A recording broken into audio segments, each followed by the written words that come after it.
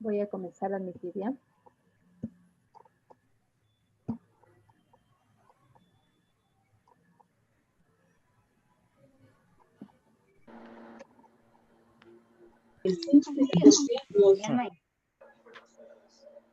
Buenas noches. Buenas noches a todos los amigos y colegas que se están conectando el día de hoy a este conversatorio acerca de los mitos de la valoración postural. ¿Qué nos dice la evidencia actual? Les vamos a pedir por favor que nos ayuden silenciando sus micrófonos para evitar la interferencia con los expositores del día de hoy. Me ayudan por favor con sus micrófonos. En la tabla de los mejores personajes está esa. Vamos a esperar unos minutitos mientras todos nos vamos conectando y mientras me van ayudando con sus micrófonos, por favor.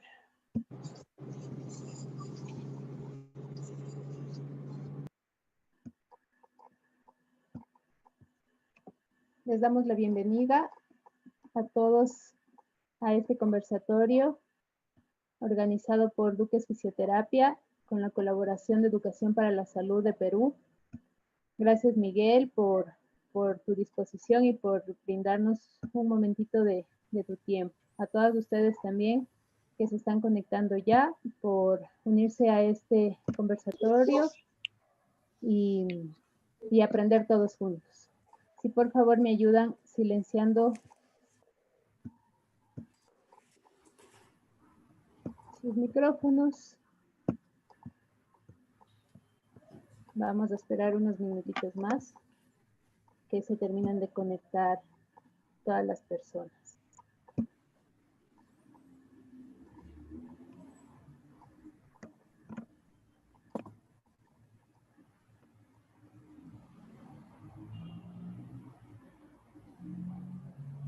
Vamos a esperar unos minutitos más mientras siguen ingresando los colegas y amigos a la reunión del día de hoy.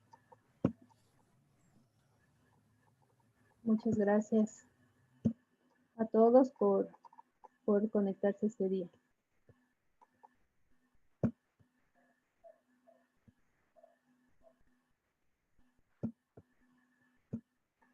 Muy bien. Bueno, entonces pedirles a todos que nos ayuden con sus micrófonos, que si tienen alguna pregunta, vamos a realizarla igualmente al final para no cortar el hilo de esta charla, de este conversatorio del día de hoy. Entonces a todos también nos pueden escribir por el chat o al final les daremos apertura también a sus micrófonos. Vamos a iniciar en un minutito.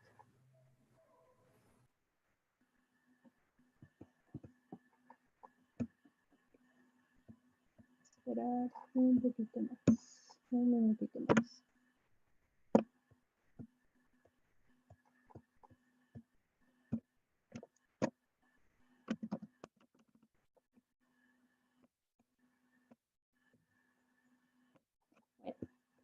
Bienvenidos todos. Muchas gracias.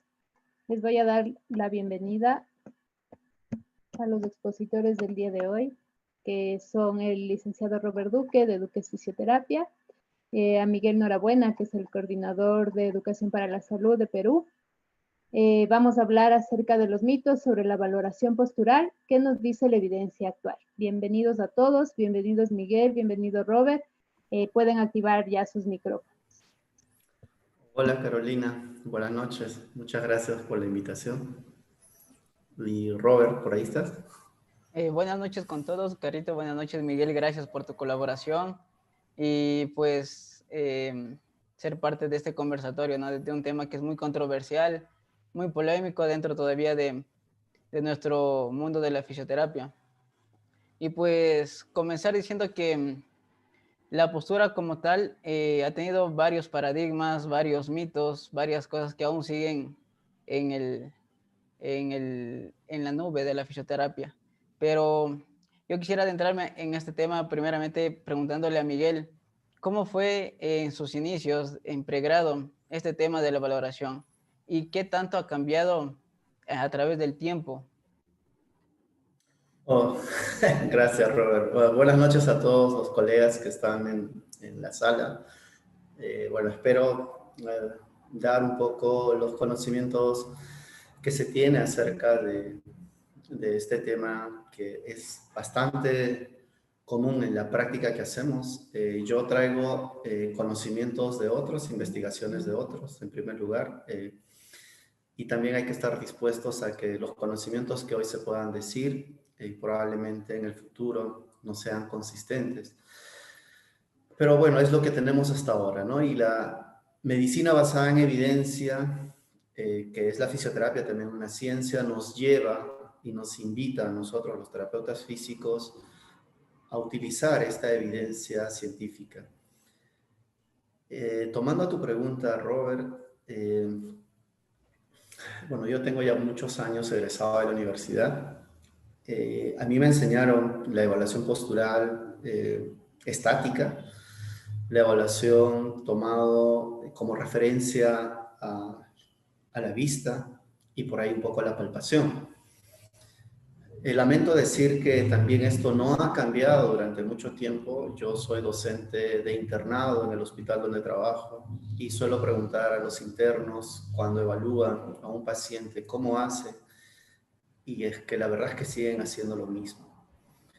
Y eso es un tema que nos engloba a todos a nivel mundial, que todavía no estamos incorporando la medicina basada en evidencia para el quehacer clínico. Todavía estamos llevados por las filosofías, por los métodos, las técnicas, o el gurú, el profesionalismo, el creador del método y estos conceptos que nos han dado al inicio. Sí, al inicio, porque la fisioterapia ha avanzado, pero al inicio teníamos esos recursos. No está mal renegar sobre eso, sino está mal no progresar en eso, no utilizar los conocimientos nuevos. Hay que entender que todos estos profesionales que empezaron a dar inicio a la ciencia, a la fisioterapia, lo hicieron desde la forma y desde las posibilidades donde tenían el acceso a la información. Hoy sabemos que la ciencia avanza constantemente y se renueva, los conocimientos no son estáticos y la fisioterapia tampoco es estática. Y hay que adoptar esa fisioterapia en movimiento, no solamente para hacer el movimiento en la práctica clínica, sino también el movimiento en el conocimiento. Hay que estar preparados para desligarnos de conocimientos que antes hemos creído que eran ciertos y que la ciencia está demostrando que quizás no eran ciertos por esos postulados que daban, sino por otras razones. El razonamiento clínico es una parte importante del terapeuta clínico, del terapeuta físico. En la clínica, nosotros tenemos que basarnos en el razonamiento clínico. Y nuestro razonamiento clínico tiene que ir orientado a las necesidades del usuario. Si nosotros queremos hacer una atención basada en evidencia científica, también tenemos que hacer una atención basada en el paciente o en el usuario, en que las condiciones o las evaluaciones que nosotros hagamos o la historia clínica que nosotros hagamos sea significativo para el usuario, no en lo que el terapeuta cree. Entonces, lamento decir que la evaluación postural, lamentablemente, al menos en mi país, o al menos en lo que yo conozco de mi país, porque no conozco toda la realidad, no sé si en otras universidades se hacen diferente evaluación, pero al menos en la que yo tengo acceso, no he visto un cambio. Se sigue evaluando a las personas de modo visual. Los fisioterapeutas palpamos, sabemos que la palpación no es un método confiable para evaluar. Y en la parte de la medicina se utiliza el gold estándar, que es las radiografías, ¿verdad? Ahora, si por favor me pudieras dejar compartir pantalla para yo más o menos centrar esto, lo que acabo de decir. ¿Okay?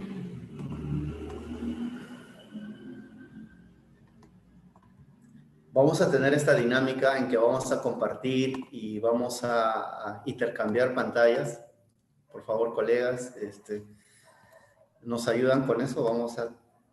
Para hacerlo un poco más dinámico y evidenciar un poco qué es lo que estamos hablando.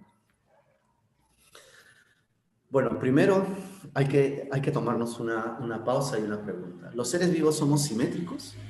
¿Realmente somos simétricos? ¿La mitad de nuestra cara es igual a la otra mitad? Acá por decir en la foto que yo estoy con Robert, Robert tiene la cabeza inclinada hacia la izquierda y yo tengo la cabeza inclinada hacia la derecha. Tengo un hombro más abajo, el derecho. Entonces, ¿somos simétricos? Y pongo una foto al costado para tomarnos en cuenta que los seres vivos, los seres humanos, somos asimétricos. Entonces, cuando valoramos algo, ¿cuál es el gol estándar que utilizamos?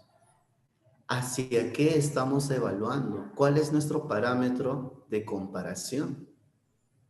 Los individuos se mueven y tienen diferentes posturas por diferentes factores. Va a depender del contexto, del medio ambiente donde se desarrolla, de los estados de ánimo, la actividad que desarrollan. Entonces, cuando veamos una persona con dolor, probablemente la postura como tal no es tan determinante. Hay que saber cuándo la postura realmente es importante. Entonces, el primer concepto, la primera perla clínica que hay que llevarnos es que todos somos asimétricos. Y si vamos a evaluar a algo, no tenemos con qué comparar. Un segundo plano es, ¿y hacia dónde estamos yendo? ¿Hacia dónde va la fisioterapia?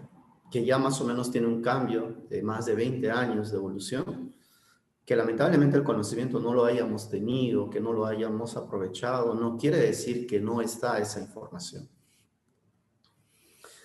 En este estudio, por decir, se hace unos movimientos repetitivos para evaluar la variación de las posiciones de la columna lumbar.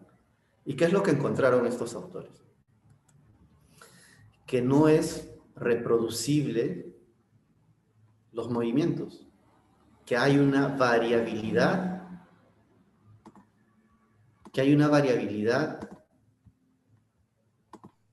en las posiciones. ¿Esto qué quiere decir? Cuando una persona, se hicieron dos cortes, una corte con dolor y una corte asintomática.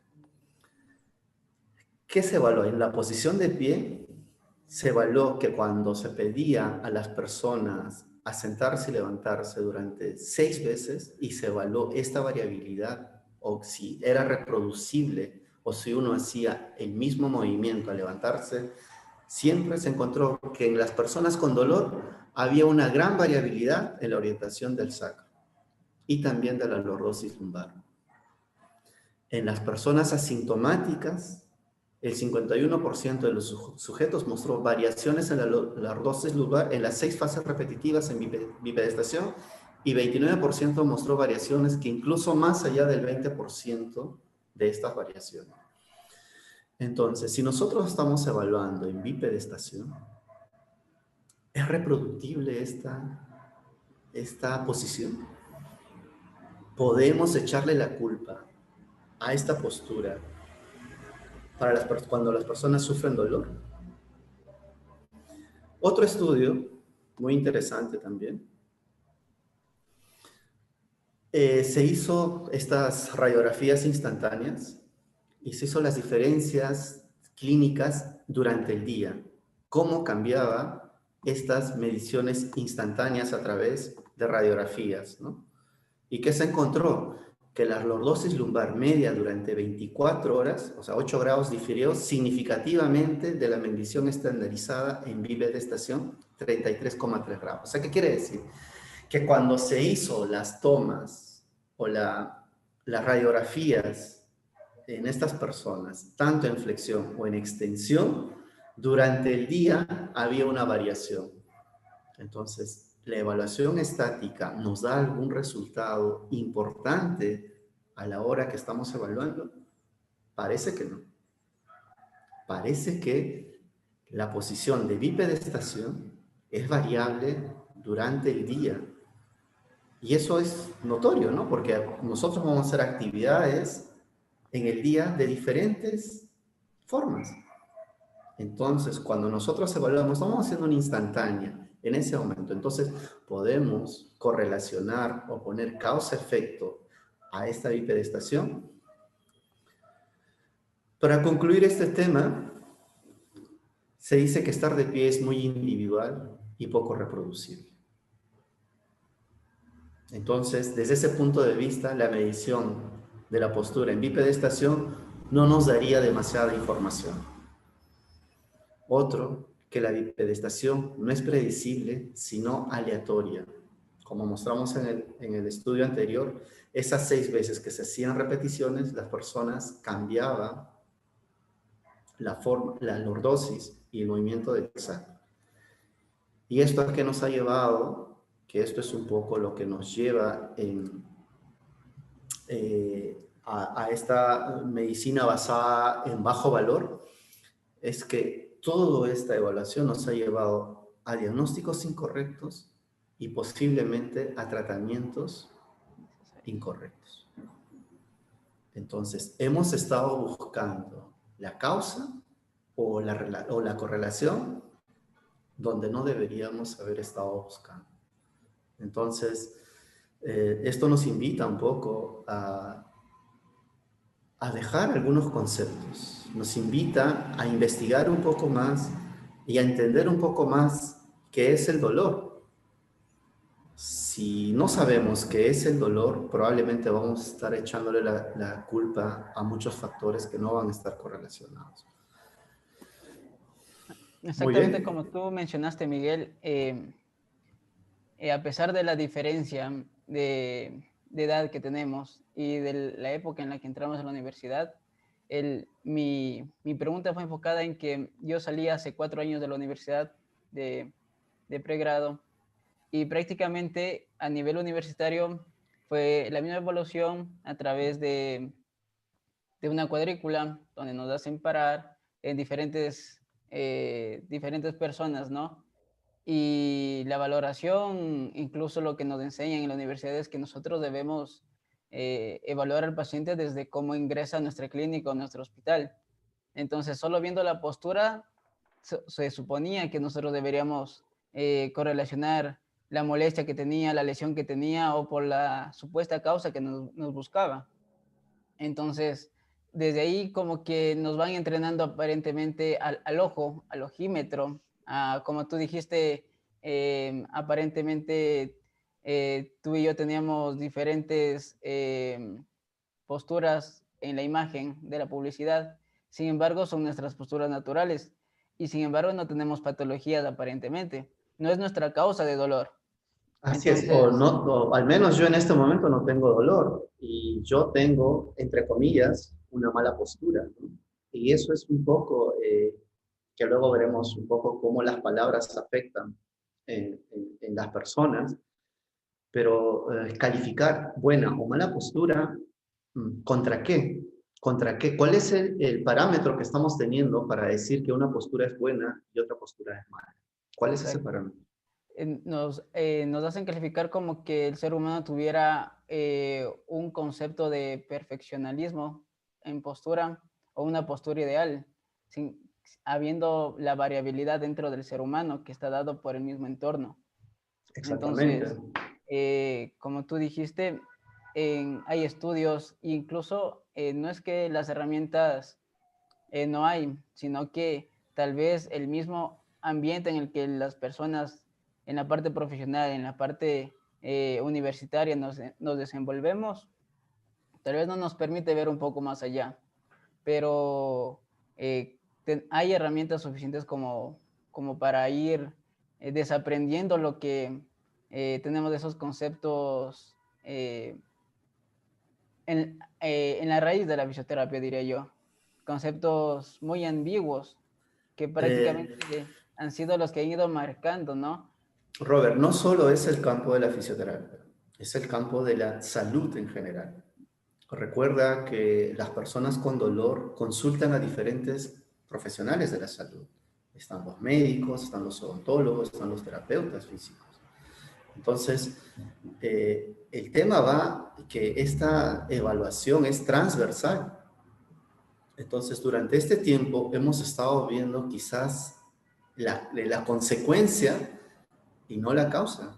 Y hemos estado tratando el síntoma y no el problema. Lo bueno de la medicina basada en evidencia, lo bueno del cambio en el concepto, en el paradigma mismo del modelo netamente biomédico, nos está dando alternativas a entender correlaciones, factores asociados y no causa-efecto.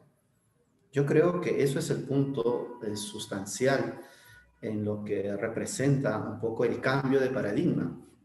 Este cambio de paradigma no es algo nuevo, este cambio de paradigma ya tiene muchos años, hay mucha investigación sobre esto, lo que pasa es que no hemos tenido el acceso, no nos hemos cultivado de esa forma, hemos seguido profesionales o líneas de pensamientos y no el pensamiento crítico. Todo lo que los profesionales hagamos tiene que tener un sentido crítico, porque sin eso no vamos a desarrollar una valoración clínica adecuada. ¿Por qué? Porque la valoración clínica es una especie de ensayo y error. Entonces tenemos que tener un pensamiento crítico. Lo que nuestros ojos, lo que nuestro cerebro no conoce, nuestros ojos no lo van a ver, aún pase en medio de nuestros ojos. Entonces, el conocimiento es importante.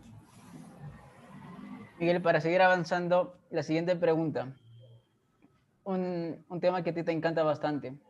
Y la pregunta es, ¿la postura se correlaciona directamente con el dolor?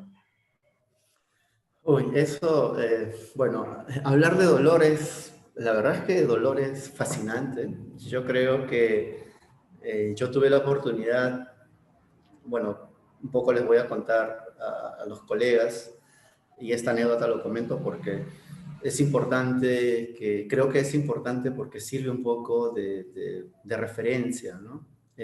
Yo soy fisioterapeuta hace 16 años en promedio, 16, 18 años, ya bastante tiempo. Yo en mi práctica clínica veía pacientes con dolor y más un poco que por ahí me gustaba mucho la parte del dolor orofacial y del dolor crónico orofacial. Y cuando yo hice cursos sobre terapia manual, hice cursos sobre estiramientos, miofacial y todos esos cursos, y me preguntaba por qué algunas personas mejoraban y otras no. Traté de buscarle la relación en los estudios y me di cuenta que no lo encontraba. No lo encontraba porque no tenía el acceso, porque yo tenía una información errónea. Y en esa búsqueda decidí estudiar odontología, porque creí que la odontología dentro del campo de la articulación temporomandibular me iba a dar respuestas a estas dudas, a esa incertidumbre que tenía. Pero terminé la odontología y terminé con el mismo modelo biomédico. Entonces me fui de la fisioterapia para entender la fisioterapia, porque no la entendía buscando otra carrera y tampoco terminé entendiendo el dolor, que era básicamente lo que buscaba. El dolor es transversal, no le pertenece a ninguna profesión. El dolor es transversal. Y luego me di cuenta de que tampoco había conseguido esto. Así que empecé a buscar por mi cuenta, empecé a investigar, a hacer un poco de historia en el dolor, y ahí encontré conceptos un poco que me llamaron la atención, ¿no? Un concepto basado en el modelo biomédico y entender el dolor desde una perspectiva de una evaluación errónea del sistema nervioso central, ¿no? Una evaluación errónea del sistema neuroendocrino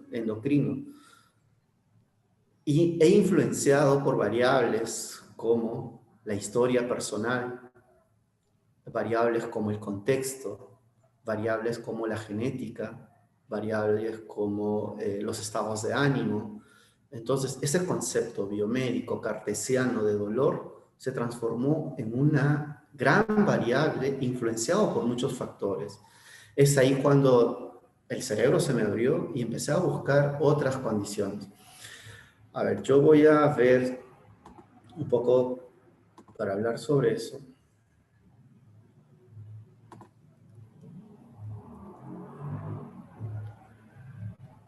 Aquí. En este artículo, que es un artículo de Caneiro, también está Mosley. Por favor, lean a Mosley. Yo creo que él fue uno de los revolucionarios en la ciencia del dolor, con Butler. Entonces, así que todo clínico tiene que leer a ellos. En este estudio que se evaluó los factores psicológicos y los factores de creencias en las personas con dolor lumbar, se identificó que las personas al levantar un objeto habían sido influenciados por profesionales de la salud. ¿Qué quiere decir? Que la información que nosotros hemos estado dando a los usuarios ha sido incorrecta. Y esto que ha creado una evaluación negativa del sistema nervioso central, del cerebro, ha creado una alarma de daño, un error evaluativo de daño no consumado, y esto ha generado una respuesta. ¿Cuál ha sido la respuesta? El miedo al movimiento. Este miedo al movimiento, sumado a una experiencia dolorosa, genera una cronificación. Entonces, las creencias realmente son el enemigo, como dice, se me fue el nombre. Las creencias realmente son el enemigo. Y esas creencias han sido impuestas por los profesionales de la salud. Entonces, somos responsables de esta conducta. Aquí hay que ver cuál es el experto de la salud, ¿no? Todos que hemos sido influenciados de alguna forma o que hemos tenido una experiencia de dolor, hemos sido influenciados por el experto del dolor. Pudo haber sido un profesional de la salud, pudo haber sido un familiar, pudo haber sido alguien del entorno, los vecinos o alguien de la comunidad. Entonces, este experto de la salud es lo que ha traído consecuencias en la forma como vemos el dolor. El dolor es cultural. El dolor se aprende. Entonces, si los niños tienen contacto con personas que padecen de dolor o sufren, los abuelos, los padres, ellos van a aprender a generar dolor. ¿Por qué? Porque su sistema nervioso está absorbiendo los aspectos de su contexto. En este tiempo se habla acerca del valor, del error evaluativo que tiene el sistema nervioso central en cuanto a la percepción del dolor. Esto es similar a algunas alergias, ¿no? Alergias al polen. El polen no es un agente que cause daño, pero ¿por qué algunas personas desarrollan alergia? ¿Por qué? Porque hay una evaluación errónea de su sistema neuroinmune. El dolor se transforma de esa misma manera. Entonces, ¿cuánto tiene que ver la postura aquí? Nos preguntamos, ¿cuánto tiene que ver el factor músculo-esquelético aquí? Recordando que las personas somos asimétricas, entonces un poco que dejamos en correlación, perdón, quitamos la correlación de postura-dolor. ¿Cuándo me interesa la postura? Para el dolor, cuando esa postura me modifica el dolor.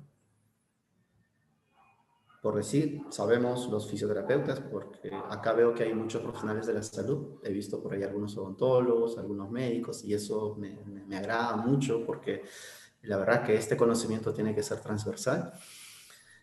Nosotros en fisioterapia utilizamos la extensión, ¿no? Una extensión para las personas que tienen dolor tipo discogénico probablemente y que se van a beneficiar de esa extensión. Entonces ahí importa la postura, esa postura particular. Entonces, tomar en cuenta solo la postura como un causal único sobre el dolor no tiene mucho significado. Y como tú mencionabas, Miguel, es la suma de varias cosas, ¿no? Muchas veces nuestra postura la asumimos también por cómo nos sentimos, por cómo estamos en ese momento, si estoy de ánimo, si estoy triste, estoy preocupado, si tengo problemas de mi familia, estoy con una ansiedad. Entonces se relaciona desde mi yo interior hasta cómo yo sé interactuar con mi medio ambiente. Exactamente, nosotros somos seres sociales, ¿no? Y esa interacción nos genera un aprendizaje. Hace rato les decía que el dolor es entendido como un proceso de cultura, ¿no? Es un proceso de aprendizaje. La influencia del experto en dolor tiene mucha relevancia clínica. Entonces, cuando nosotros evaluemos a las personas, primero hay que evaluar eso, ¿no? ¿Qué es lo que cree o por qué cree que le duele? Y luego iremos a la clínica, iremos al movimiento, iremos a los test clínicos, iremos a las imágenes de diagnóstico para identificar esas banderas rojas primariamente, y luego si no es relevante, si no encontramos banderas rojas, bueno, hacer otro tipo de valoración. Siguiente pregunta, Miguel. ¿El movimiento y la función se ven afectados por la postura?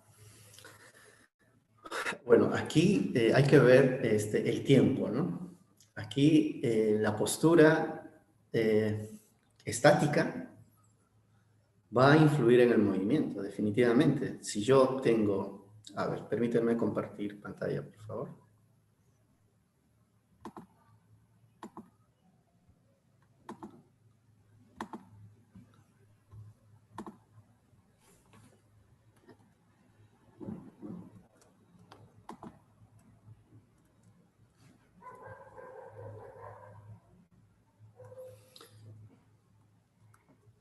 Aquí, ¿no?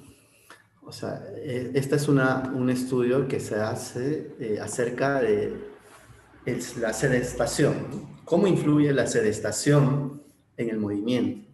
¿No? O cuál, esa postura de sedestación en flexión es malo para nuestra salud. ¿Qué se demostró? Que la activación de la postura en flexión, encorvada, representaba en promedio el 15% de la activación total muscular. Y la postura recta tenía una variación del 2%. O sea, ¿qué quiere decir? Una postura estática o correcta, entre comillas, ergonómicamente correcta, comparado con una postura en flexión, no tenía significancia en la activación muscular. Entonces, las posturas estáticas sí influyen en el movimiento, pero clínicamente no son relevantes. Ahora, vamos a poner otro tipo de caso. Un adulto mayor con una cifosis. ¿El problema es la postura o es la falta de movimiento en esa postura? Sería prácticamente la falta de movimiento.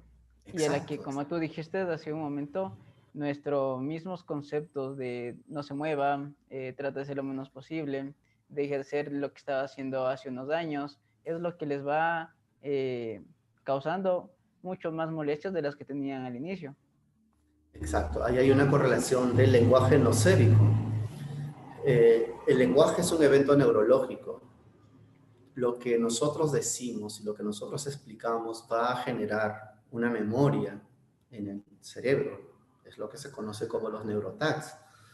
Entonces, una persona que tiene una información errónea va a generar una conducta errónea.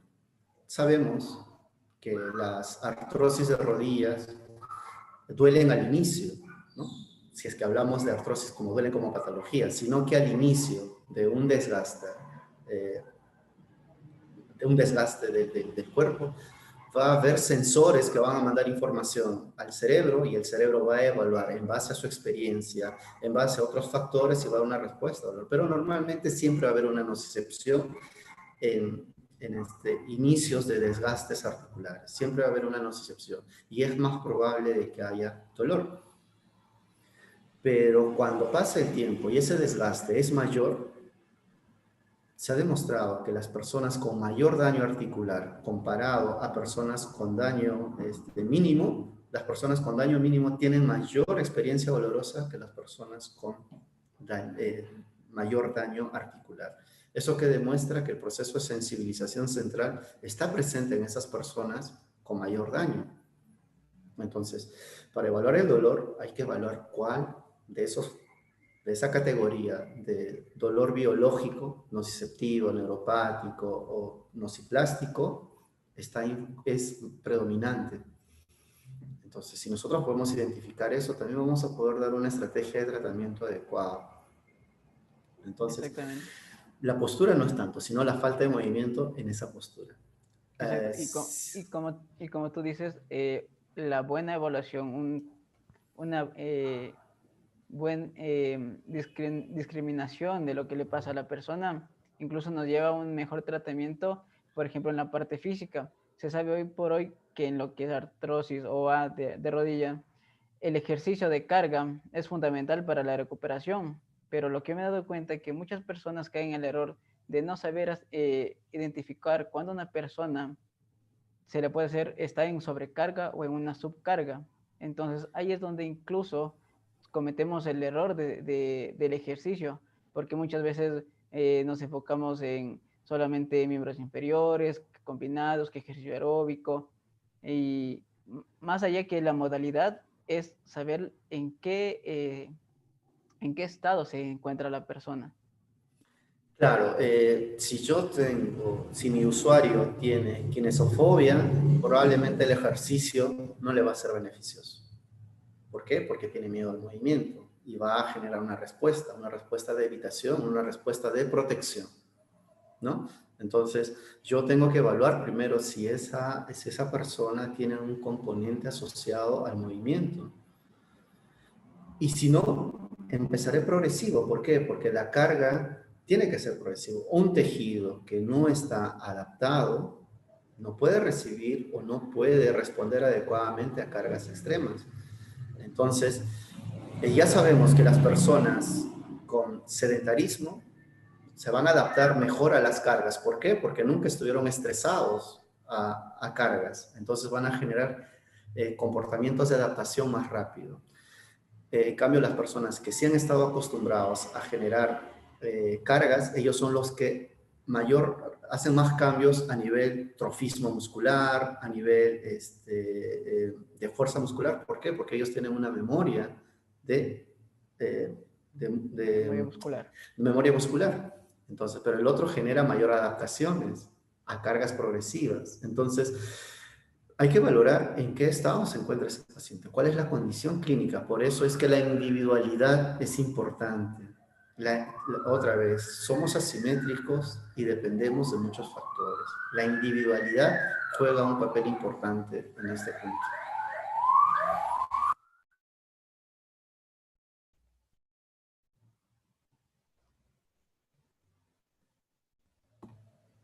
Muy bien, voy a dejar de compartir.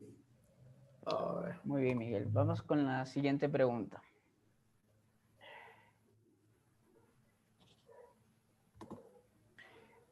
Un tema muy controversial.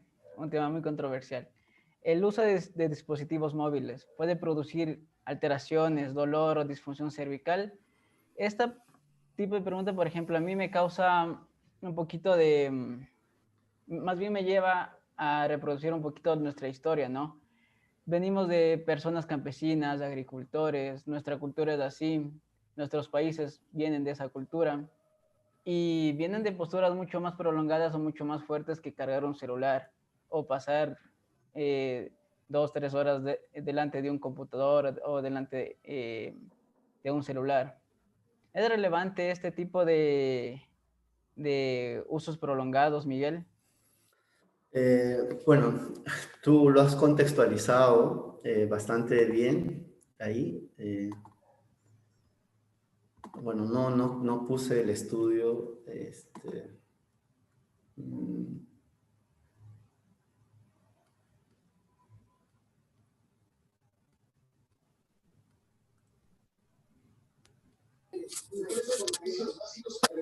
Pero acá... Gorda, ¿cómo es el audio? A ver, la colega hay que apagarle el audio. Ok. Acá, esta es quizás una de las imágenes que hemos visto frecuentemente en las redes sociales, ¿no? Si inclinas la cabeza, 45 grados, 60 grados, y al final se te cae la cabeza, ¿no? O sea, un poco, si vas bajando más, o sea, la gravedad te va a bajar la cabeza y lo vas a recoger al piso. Tú lo has contextualizado bien. Nosotros venimos de una evolución, de una cuadripedia, ¿no? Y nos hemos ido adaptando en base a las necesidades y al cambio social, ¿no? El cambio, hay varias teorías en que por qué hay una prevalencia mayor de dolor en personas es justamente por el estilo de vida, ¿no? O sea, eso está muy correlacionado. El estilo de vida tiene una influencia determinante para la cronificación. A ver, si nosotros contextualizamos esto, en los 20, siglo pasado, los periódicos, habían periódicos. Hoy, primero, el hombre de fuego, para prender el fuego, estaba sentado y con la cabeza abajo, en cuclillas, con la cabeza abajo, y prende fuego. Entonces, hablaríamos del dolor de cuello del fuego, ¿no?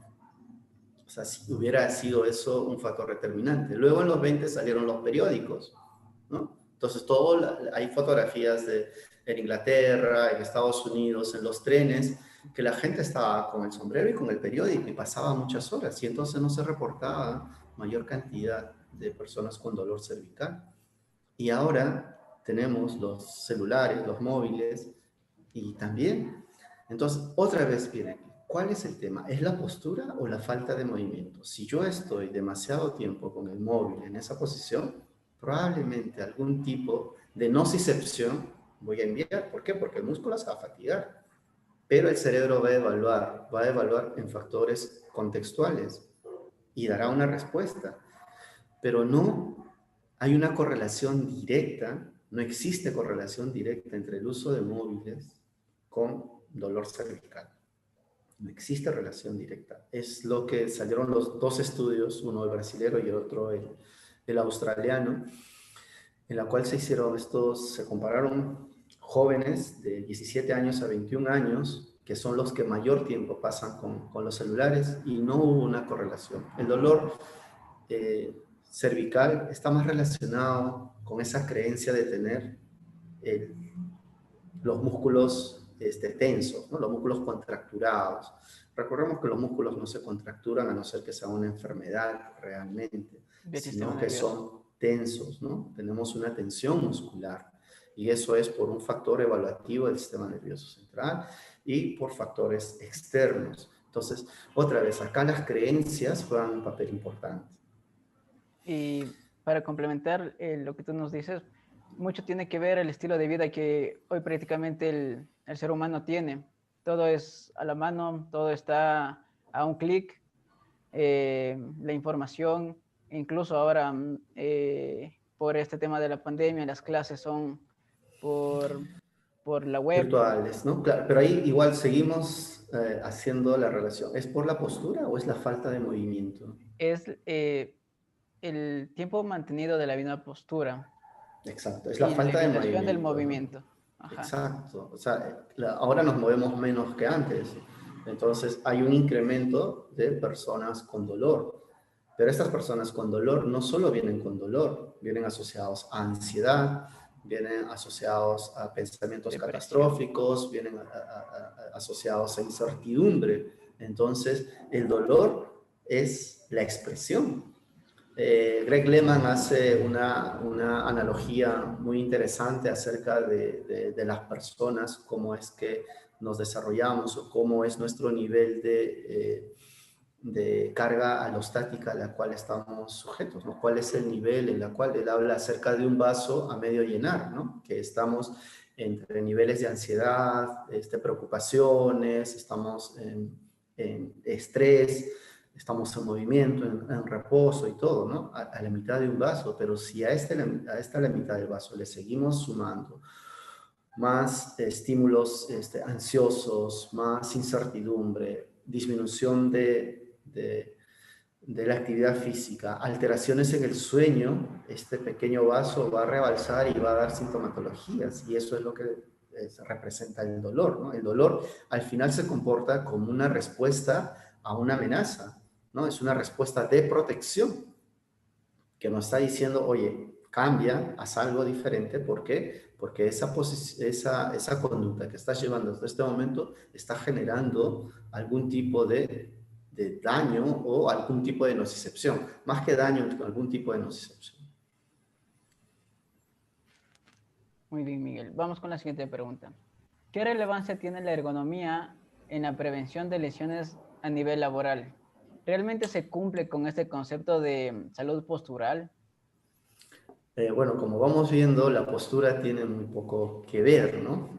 Y hay una revisión sistemática justo ahorita, esto es del 2020, hace poco, es un estudio bastante interesante.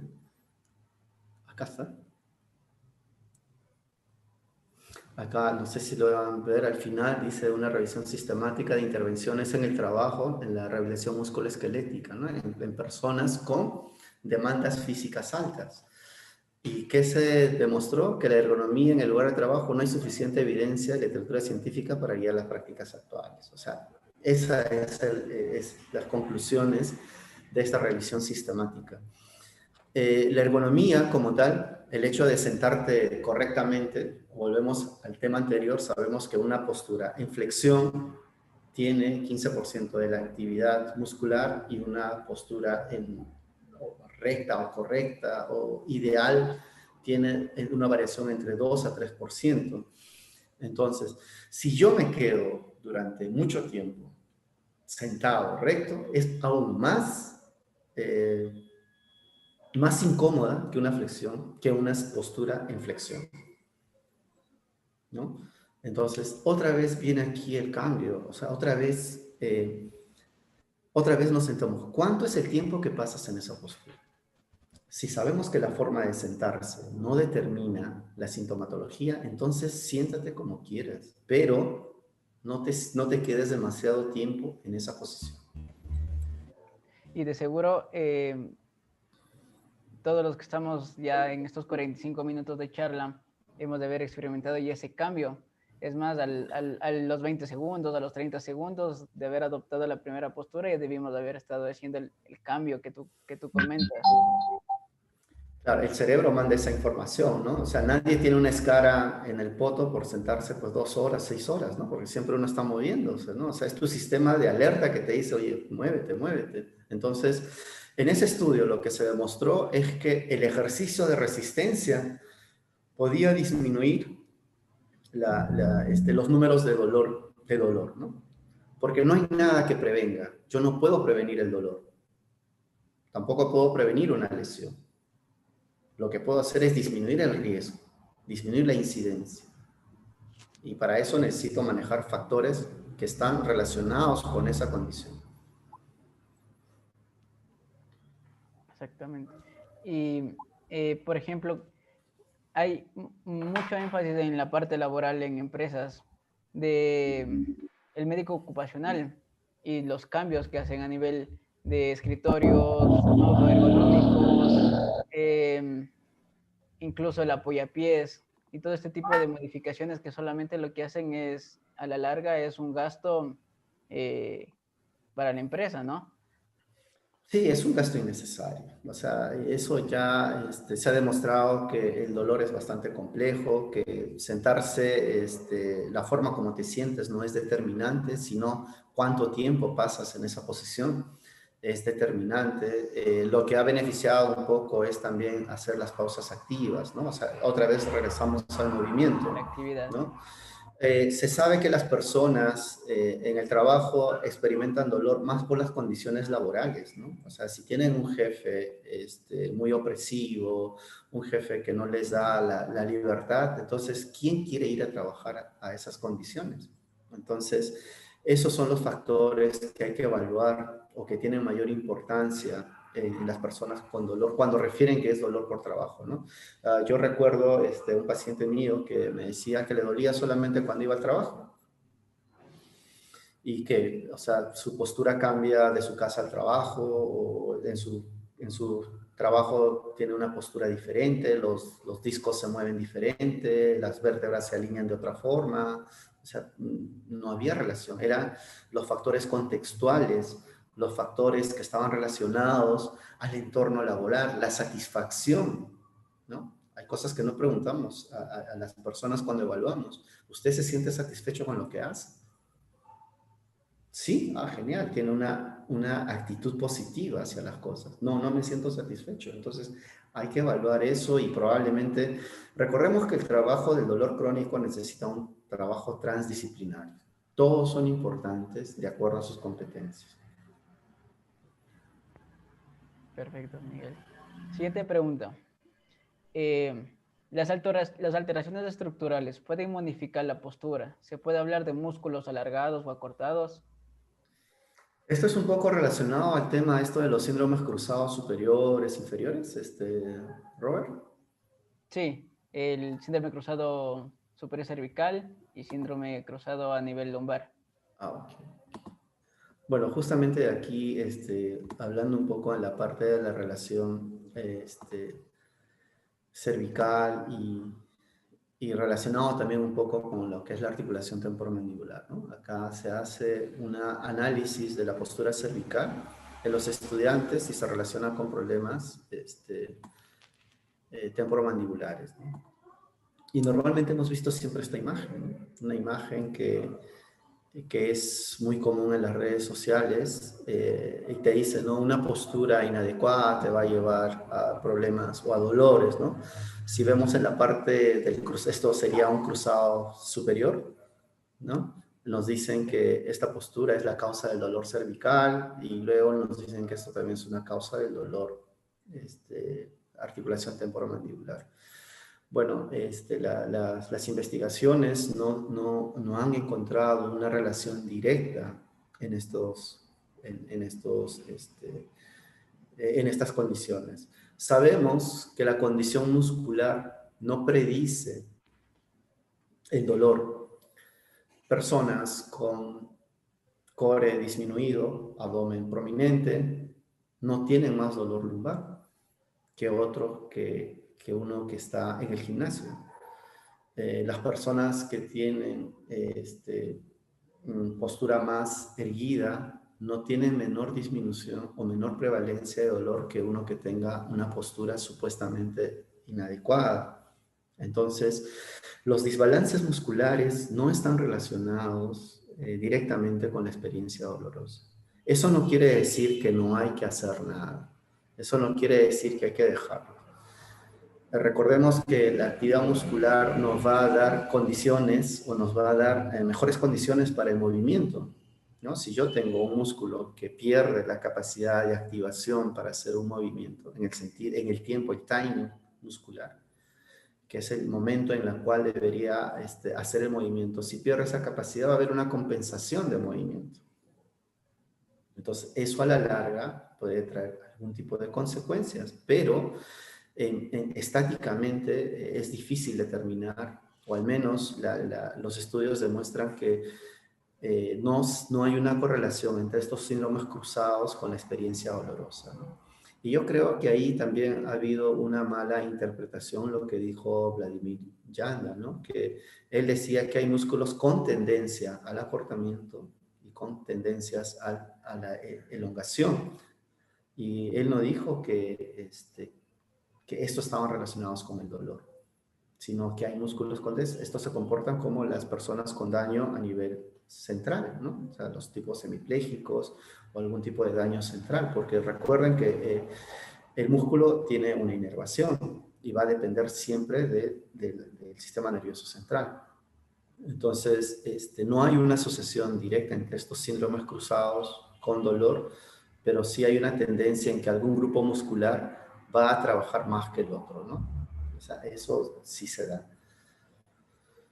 Entonces, ahí importa trabajar esos músculos. Ahora, si hablamos de elongación muscular, sabemos que no es posible elongar estáticamente un músculo, sino que necesitamos cargas y necesitamos progresión en el tiempo, ¿no? Para que haya un cambio mecánico. Entonces, si nosotros creemos que haciendo un estiramiento cervical vamos a mejorar la condición elástica del músculo, no es así. No tenemos la suficiente fuerza como para elongar un músculo mecánicamente. Lo que sí hacemos es un cambio neurofisiológico. Damos una información mecánica para que el cerebro evalúe y modifique su conducta, quite esa hipervigilancia del sistema nervioso central. Y esta hipervigilancia lo que la mayoría de veces ocasiona es esa sensación de pesadez o la famosa contractura que los propios pacientes nos dicen. Siento una contractura acá atrás en el trapecio, atrás en el cuello. Entonces, es decir que la contractura como tal también es un término mal empleado dentro de nuestro diálogo con el paciente, porque no hay evidencia realmente que el músculo se contraiga o se mantenga, sino que más bien, como tú dijiste, pierde el timing de activación. Entonces, ese es un concepto incluso mal estructurado en la parte profesional. Exacto, y otra vez viene aquí el experto de la salud, ¿no? O sea, tú a un niño, el niño no sabe qué es una contractura muscular, pero va a aprender, ¿no? Y luego, ¿por qué? Porque lo escuchó de alguien, oh, tengo una contractura muscular. El niño, cada vez que siente el músculo tenso, va a decir, oh, tengo una contractura muscular. Entonces, queda otra vez el experto de la salud. Entonces, esa opinión del experto es lo que deberíamos cambiar.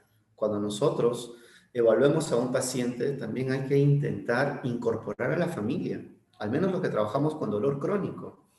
El dolor crónico es una condición discapacitante total. O sea, a veces no le tomamos la importancia a esta condición clínica y no es fácil de hacer un tratamiento en estos pacientes si es que no se involucra a todos los factores, ¿no? Entonces, esta opinión de experto tiene mucha influencia. Muy bien, Miguel. Vamos con la siguiente pregunta. Dice, ¿las lesiones a nivel temporomandibular tienen relación con la postura?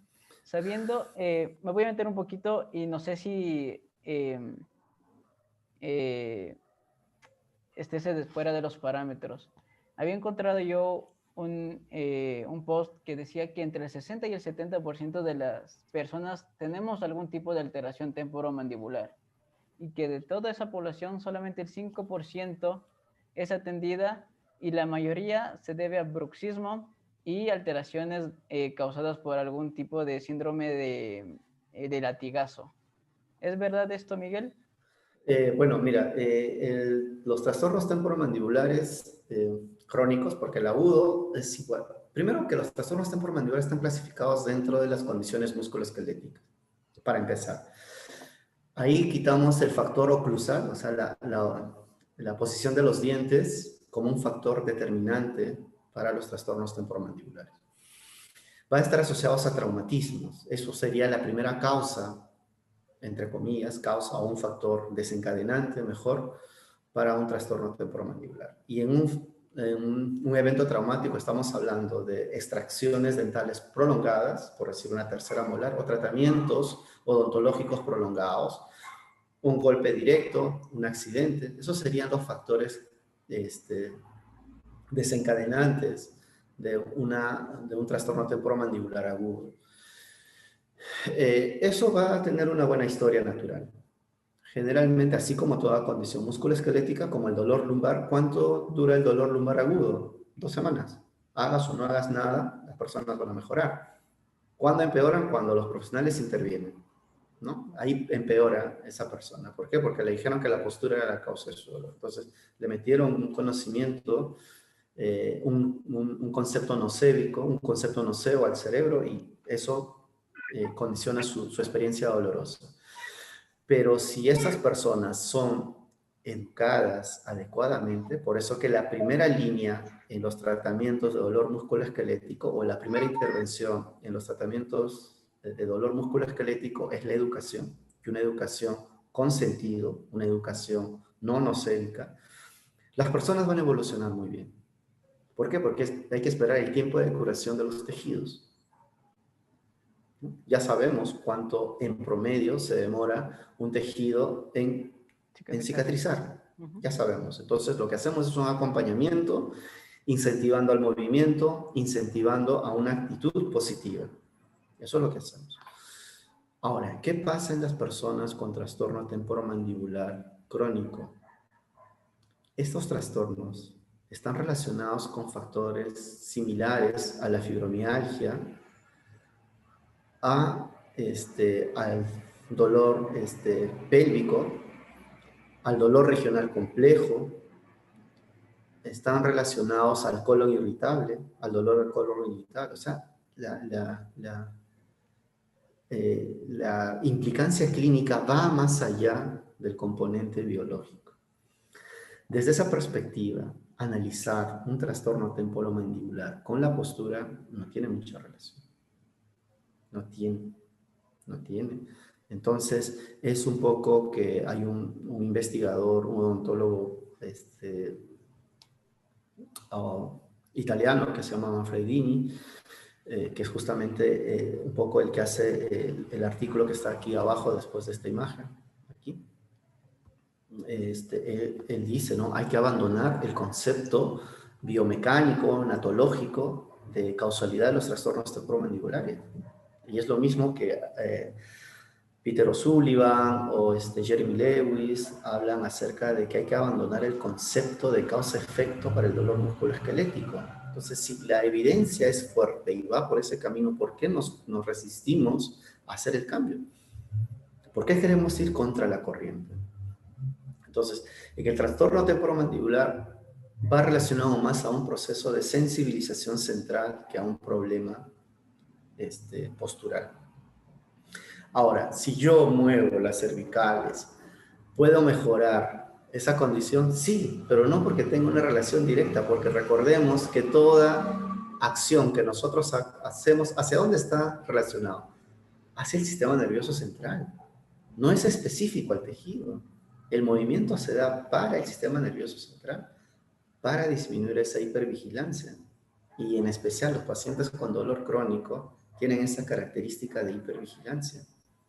Entonces, hay muchos estudios que recomiendan que a veces es mejor iniciar en estructuras alejadas a la zona donde refiere el paciente el dolor para disminuir esa hipervigilancia y esa sensibilización. Entonces, a veces hemos correlacionado que moviendo las cervicales mejoramos la apertura bucal es porque hemos disminuido la hipervigilancia y estamos mejorando el movimiento en general. Y aquí este estudio, para no dejar pasar, esta clasificación de Angel, o sea, se llama así una clasificación esqueletal y también una clasificación dentaria, pero vamos a imaginar que esta es una clasificación esquelética. Esto se supone que es lo normal, entre comillas lo normal, ¿no? Porque ya sabemos que cada persona es individual y cada persona va a tener la forma de mordida particular. Acá se supone que hay una correlación. Aquí observamos que el maxilar está por delante que la mandíbula. Y en la tercera figura observamos que la mandíbula está por delante del maxilar. En este estudio que hizo Manfredini para ver la relación de estas clases esqueletales con los trastornos temporomandibulares, él evidenció que no había una correlación directa. Entonces, ni la oclusión ni el problema cervical, como vemos acá arriba en el estudio hecho en Brasil, muestran una relación. Entonces, el trastorno temporomandibular crónico está más asociado a un proceso de sensibilización central. Entonces, entender el dolor se convierte en una necesidad. Si no entendemos el dolor, no podemos atender a una persona con dolor. No Miguel, puedo. Y dentro de este contexto de la articulación temporomandibular, se dice que el uso prolongado de biberones o en niños pequeños que suelen chuparse el dedo provoca alteraciones a nivel de la mordida y que a futuro desarrollan una escoliosis. Oh, sí, he visto eso. Bueno, no hay estudios sólidos para eso, ¿no? O sea, sí que el uso prolongado de las parafunciones, ¿no? Que es ponerse el dedo, el uso prolongado del chupón, va a generar mordidas abiertas en los individuos, pero eso que provoque una alteración en cadena, ¿no? Como puedes dejar de compartir, por favor, para hecho poner. Entonces, a esta imagen un poco que hace referencia, ¿no? A esta imagen, ¿no? Esta es una clásica imagen que nosotros vemos en las redes sociales, ¿no? Que un tipo de mordida, supuestamente esta es la postura correcta, ¿no? Porque no es una mordida adecuada. Si estás adelante, cambia tu postura y todo eso, ¿no? Bueno, ya sabemos que la postura va a depender de muchos factores, ¿no? Muchos factores van a estar influenciados. Y no hay tal correlación, al menos yo no lo he leído. Yo no he leído, no sé si hay algún colega que está aquí y haya leído que las parafunciones, o en especial el ponerse el dedo en la boca o el chupón, lleve a esas consecuencias como escoliosis. Hay un doctor, Sandro Pala, si no me equivoco, espero no equivocarme el nombre. Él dice, ¿no? Ni los tratamientos oclusales van a modificar la postura, ni la postura va a modificar la oclusión. Entonces, no existe tal relación. Entonces, eso nos invita a cambiar el paradigma, ¿no? Otra vez, a ver que hay muchos factores que están correlacionados acá y quizás hemos estado culpando al culpable erróneo, ¿no? Para identificar a las personas con dolor. Muy bien, Miguel. Vamos con la siguiente pregunta.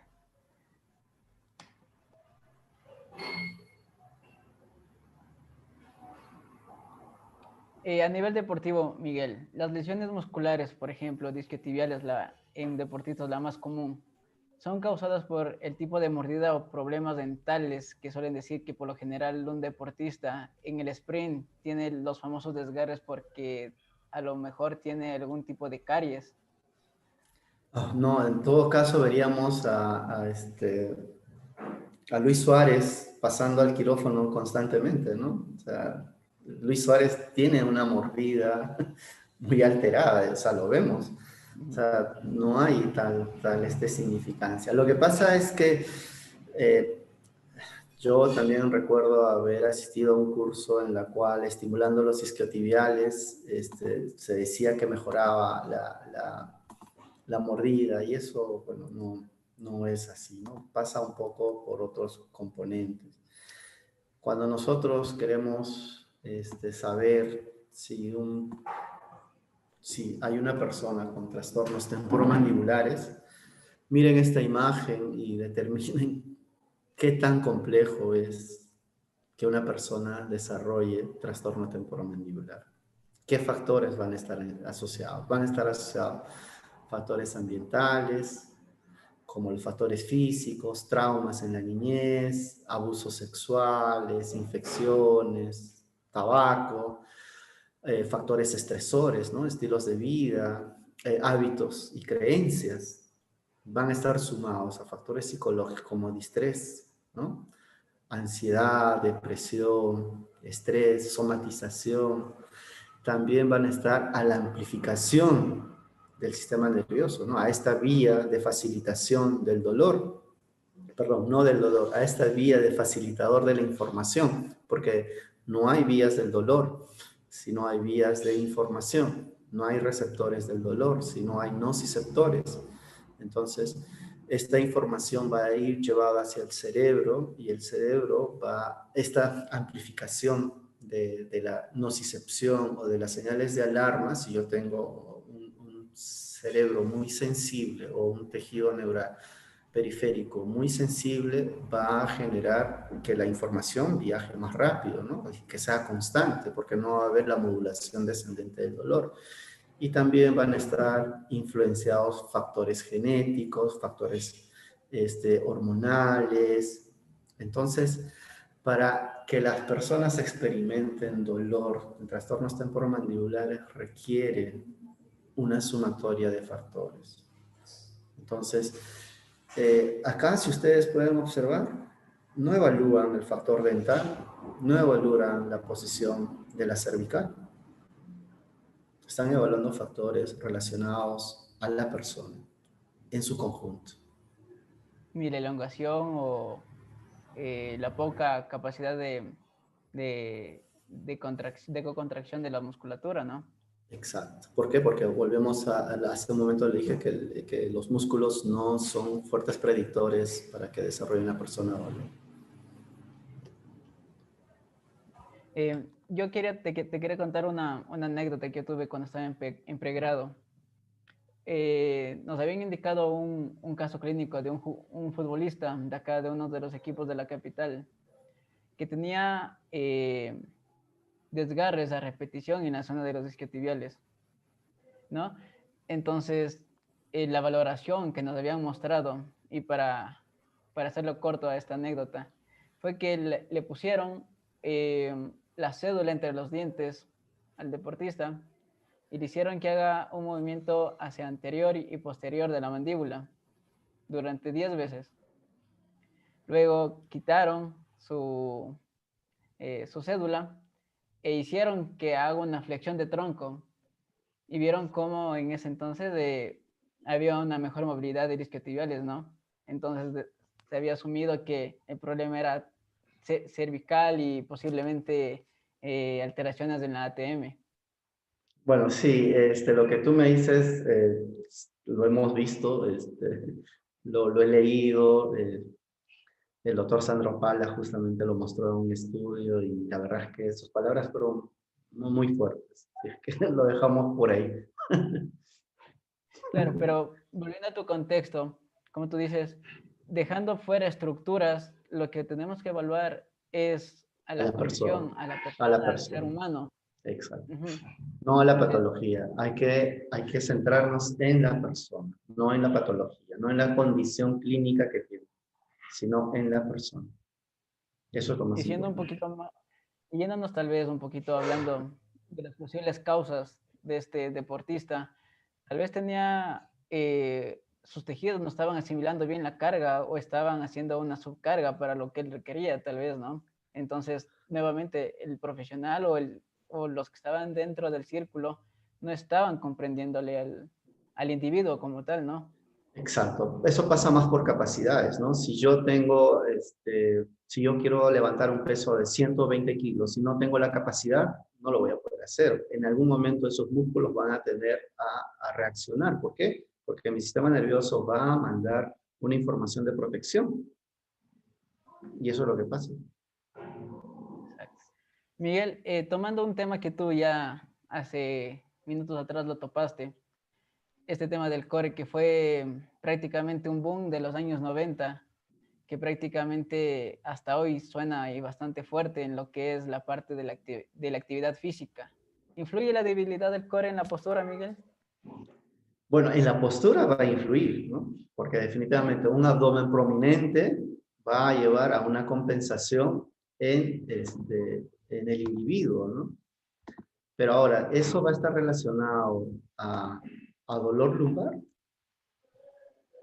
Bueno, probablemente no. Probablemente no.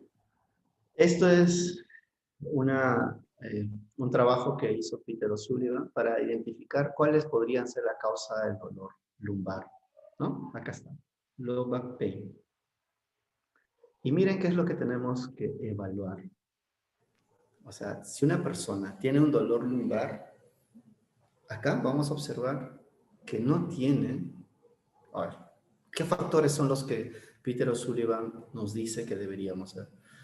Genética y epigenética, factores genéticos y epigenéticos. Recuerden que la epigenética es la expresión del gen, pero por el ambiente.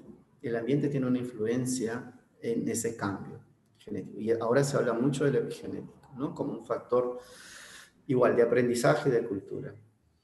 Hay que evaluar la anatomía, los factores psicológicos, el procesamiento de la información, igual que hace rato estas vías facilitadoras de la información, las comorbilidades, los estilos de vida o las etapas de vida de la adolescencia, la niñez, el embarazo, la menopausia, la adultez, los cambios en los sistemas, una sensibilización central, una sensibilidad periférica, o el sistema nervioso, el sistema neuroendocrino inmune, lo que yo les decía que la definición del dolor como un error evaluativo del sistema neuroendocrino inmune. También está lo sensorio-motor, y todas estas condiciones probablemente nos den una respuesta que es el dolor lumbar.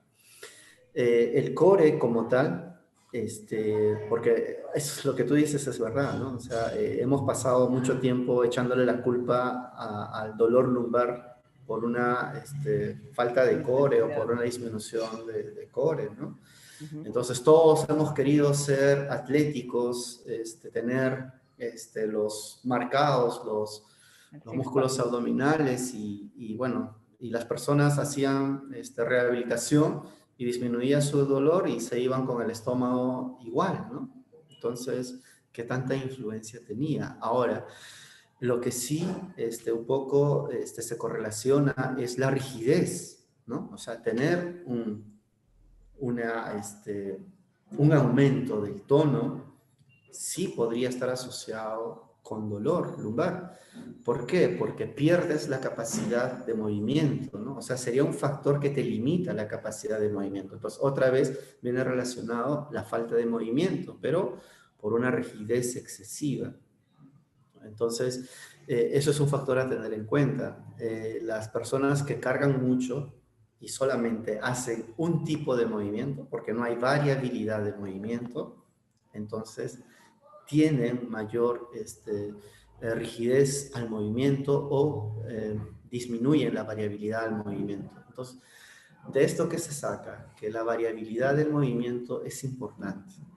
Las personas tienen que moverse en diferentes formas, en diferentes maneras. ¿Por qué? Porque eso lo aprendimos desde la niñez. Desde el nacimiento. Desde el nacimiento. Entonces, eso está en nosotros. Tenemos pero nuestra actividad cotidiana lo hacemos solamente en dos planos, ¿no? Flexión, extensión, flexión y extensión, ¿no? Entonces, si queremos hacer un movimiento en otros planos, probablemente nuestro cerebro va a registrar eso como una amenaza y va a dar una respuesta de protección, y esa protección se convierte en dolor. Exacto. Y por ejemplo, el error que se comete al rato de tener estos pacientes con dolor lumbar, lo que solemos decir es que la persona tiene una inestabilidad en la región lumbar y por lo tanto necesitamos reforzar esa zona. Y como tú dijiste hace un momento, lo que hacemos es hacer que la persona se mueva menos, que sea catastrófico y que tenga kinesiofobia. Porque si nos vamos a las bases del fortalecimiento de core, son ejercicios que se basan en en una sola dirección, ¿no? Exacto. Y lo que dirección. hace es evitar movimiento, ¿no? Exacto. Que si no estoy mal, Stuart Mayfield me parece que es el que hace McGee. Ajá. Stuart McGee. Él menciona que el dolor en sus primeros estudios se debía a que la columna lumbar tenía mucha movilidad y que la solución era estabilizarla. Exacto. ¿No? Paul Hodges también hablaba sobre eso, ¿no? O sea, el transverso como factor de riesgo para dolor lumbar. Bueno, en este artículo también está Paul Hodges, o sea, ya él evolucionó su conocimiento, él ya cambió la forma como veía a las personas con dolor lumbar, ¿no? Entonces, acá lo que hablaste es un poco de la inestabilidad. Un poco hay que relacionarlo también con la hiperlaxitud ligamentaria, ¿no? Decimos paciente con hiperlaxitud ligamentaria y tiene dolor, hiperlaxitud ligamentaria. Tampoco. Porque si no, todas las personas con hiperlaxitud ligamentaria tendrían dolor. Y no es así. El dolor es más complejo. El dolor es multifactorial, multidimensional. Entonces, y requiere, para que haya dolor, un sistema de evaluación del sistema nervioso central. Porque si no hay ese sistema de evaluación, no va a haber una respuesta. Pueden estar los factores, pero si no hay un sistema de amenaza real, potencial o consumado, no va a haber una respuesta. Y para argumentar o para acotar esto, sería que en sí la activación del core o este tipo de ejercicios no estarían contraindicados, sino más bien sería aumentar más bien la movilidad, o sea, que este tipo de ejercicios estén implementados dentro del Claro, programa. dentro de un programa variable. O sea, no es no hacer. O sea, si yo tengo un abdomen prominente, de alguna forma voy a tener una compensación. Mis movimientos van a estar limitados. O sea, es por salud, ¿no? No tanto por el hecho de prevenir una lesión lumbar, porque no se puede prevenir. Tener músculos tonificados o que trabajen sincrónicamente, ¿te va a prevenir un dolor lumbar? No, no. El dolor lumbar es normal y tiene un curso natural muy bueno. Muchas de las intervenciones a veces son innecesarias en el dolor lumbar agudo. Ya sabemos que hay una atención, hay un sobretratamiento y una sobremedicalización en los pacientes con dolor lumbar agudo. El dolor lumbar crónico sí es un problema serio. Ese sí requiere ese tipo de sintomatología, sí requiere una intervención de un experto en dolor, pues, ¿no? Porque si no entendemos qué es el dolor, no vamos a poder atender a una persona con dolor crónico. Exacto. Y incluso hay estudios que argumentan que tanto el ejercicio de fortalecimiento de core y la implementación de otros ejercicios mejoran en este tipo de pacientes. Hay muchos estudios que complementan. Claro, se sabe que el ejercicio que es bueno para el paciente va a ser el que lo hace, ¿no? O sea, sabemos que el ejercicio va a depender de muchas variables contextuales, como la motivación. Si una persona no tiene la motivación o no disfruta del ejercicio, el tipo de ejercicio que le prescribamos no va a tener influencia. Entonces va a pasar primero por ese componente de la motivación. Y luego habrán ejercicios específicos que sí benefician a esa persona, particular, individual. Entonces no quiere decir que a todos los tengo que hacer, ¿no? Todavía no tenemos un sistema estandarizado de clasificación del dolor lumbar, ¿no? No hay un sistema que nos diga, estos tipos de pacientes se van a beneficiar con este tipo de intervenciones. Todavía no tenemos una estandarización. ¿Por qué? Porque la variabilidad individual es grande. Cada persona se mueve diferente, cada persona procesa la información de diferente manera y cada persona se va a mover de forma diferente. Y cada persona tuvo una historia de vida diferente. Por más que compartieron el mismo hogar, por más que sean hermanos, por más que sean del mismo padre. O sea, cada persona va a tener una experiencia de vida diferente y va a procesar la información de acuerdo a esa experiencia. Muy bien, Miguel. Vamos con la siguiente pregunta. ¿El ejercicio se puede ver afectado por las alteraciones posturales? A ver, esto no lo entiendo muy bien. Las alteraciones posturales nos referimos a ver, por así si yo tengo una disquinesia escapular o una escoliosis. Bueno, ¿Se puede ver afectado el ejercicio o la práctica deportiva por estas alteraciones? Ok. Bueno, esa no tengo las imágenes, pero no tengo las imágenes. No sé si me das un momento. Si me das un momento lo puedo buscar. Claro. A ver, no sé dónde tengo. Hay una imagen de... Hay una imagen bien famosa de Usain Bolt. Exacto, hay Usain Bolt. Rafael Nadal. Exacto, ¿no? O sea, hay muchos deportistas que tienen movimientos diferentes y, bueno, no la tengo, no sé dónde está. Bueno, no importa, pero sabemos que hay deportistas y hay muchos deportistas. Oh, disculpe, esta no es la diapositiva. Hay muchos deportistas que tienen diferentes movimientos, ¿no? Hay un lanzador de bala que hace una rotación externa muy profunda, con una rotación interna sumada, entonces, y lanza, y es un deportista de élite. También los lanzadores de béisbol, ¿no? Entonces, no hay estas relaciones directas, ¿no? O sea, lo que pasa es que hay una adaptación del individuo. El individuo, de acuerdo a su experiencia y a su contexto, adapta su movimiento, exacto. Entonces, no está correlacionado de esa forma, ¿no? Y Usain Bolt también tiene una pronación muy significativa, no recuerdo cuál es el pie, y y él es uno de los bueno, sabemos que es uno de los mayores velocistas de la historia, entonces eso no le ha impedido desarrollarse profesionalmente. Imagínense si le hubieran hecho una cirugía a él, ¿no?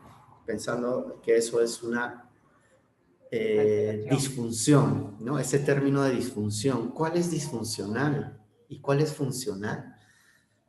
¿Cómo catalogamos al movimiento como disfuncional? ¿Quién se mueve igual? Es lo mismo que la postura.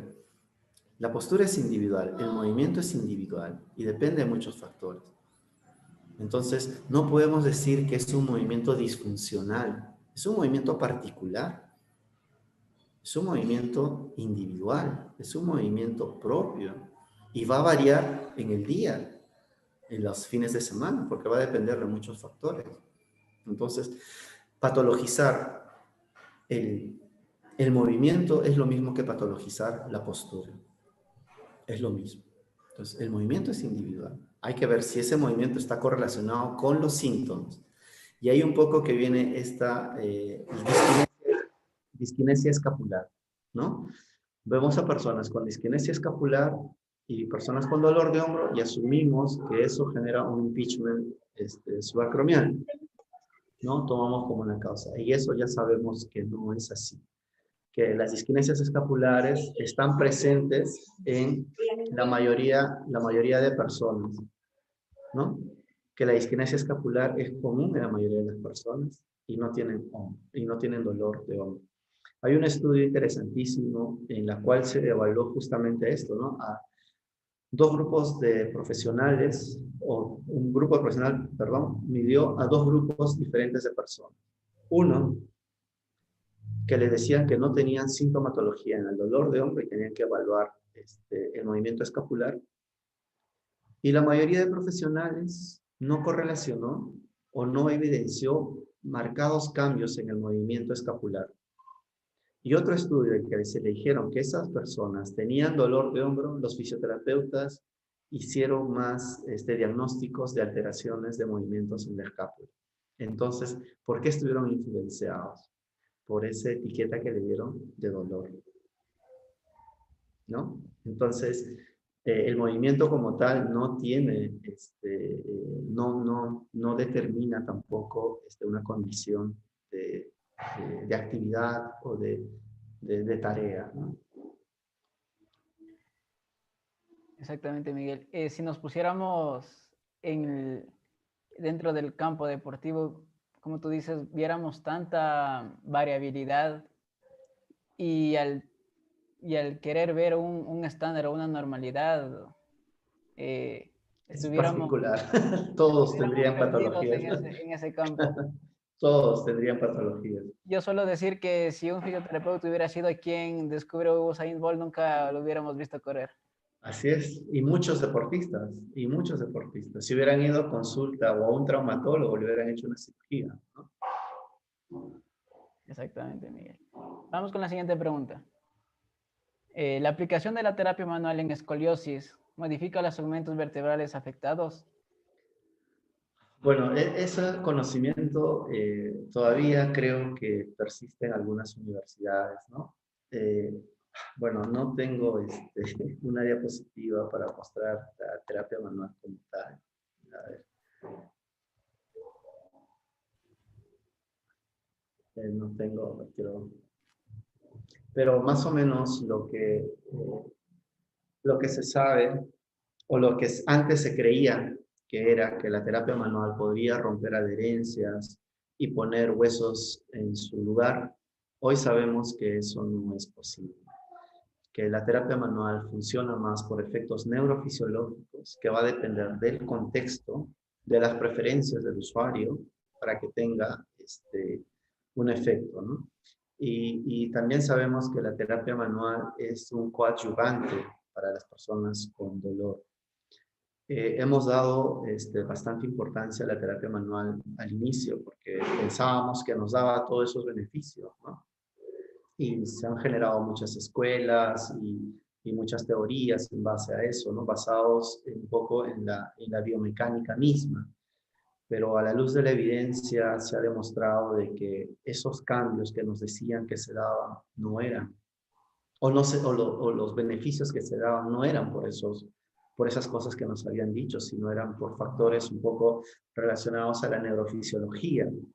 La terapia manual es un coadyuvante a las personas con dolor. ¿Por qué? Porque les permite el movimiento, les permite de entrada el contacto desensibiliza el sistema nervioso, ¿no? Y también va a depender del contexto, ¿no? Hay una frase que dice, ¿no? Con la terapia manual no hay que ser un mecánico, sino una interacción donde factores contextuales, factores de creencias, de expectativas del usuario y la habilidad misma del terapeuta y la forma como aplica el lenguaje, como dice estas cosas, van a tener implicancias clínicas. No es posible reposicionar mecánicamente con la terapia manual una escoliosis, ¿no? Eso no quiere decir que no hay que hacer nada, hay que hacer ejercicios, hay que mover a esa persona, ¿no? Siempre aquí resulta como conclusión que el ejercicio terapéutico es la mejor herramienta para el dolor musculoesquelético o estas variaciones de postura, ¿no? Y como tú dices, no queremos decir con esto que la terapia manual no sirve o que los profesionales que han dedicado el estudio a esto no merecen un reconocimiento, pero sí cabe recalcar que como tú dices, el contexto, ¿no? Cómo lo es aplicado, incluso cómo nosotros expresamos el tipo de servicio al paciente, con qué técnica le vamos a tratar, todo eso influye para que el dolor y la sintomatología mejore.